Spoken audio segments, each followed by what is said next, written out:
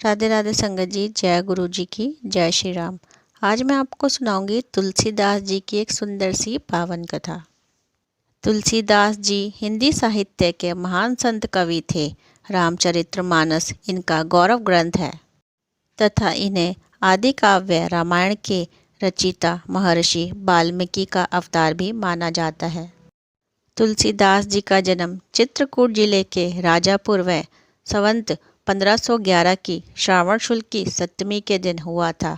इनके पिता का नाम आत्माराम दुबे था तथा माता का नाम हुसली देवी था।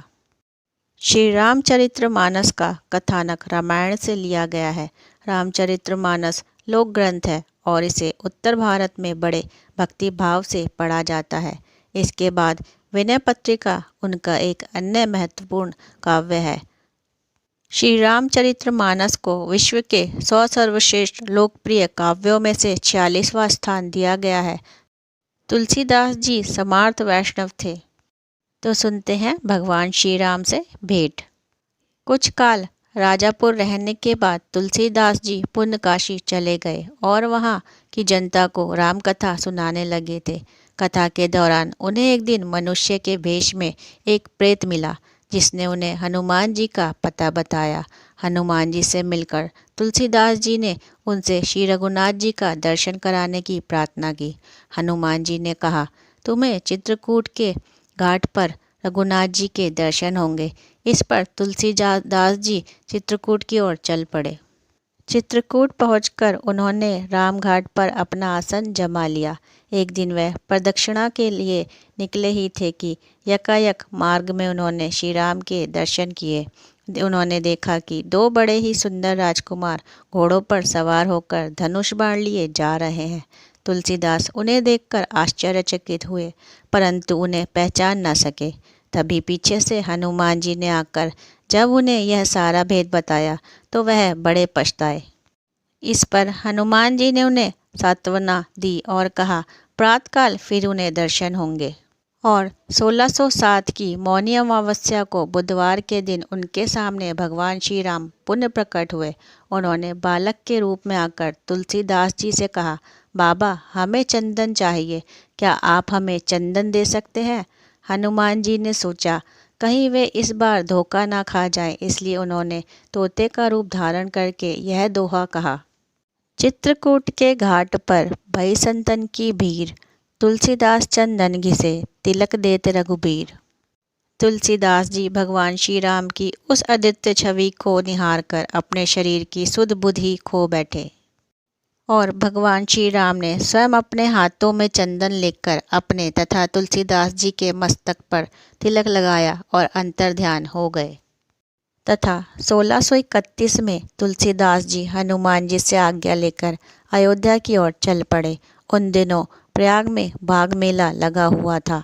वे वहां कुछ दिन के लिए ठहर गए पर 6 दिन बाद एक वटवृक्ष के नीचे उन्हें भारद्वाज और याज्ञवल्क्य मुनि के दर्शन हुए। वहां उस समय वही कथा हो रही थी जो उन्होंने कुरुक्षेत्र में अपने गुरु से सुनी थी। बाघ मेला समाप्त होते ही तुलसीदास जी प्रयाग में पुनः वापस काशी आ गए और वहां के प्रहलाद घाट पर एक ब्राह्मण के घर निवास किया।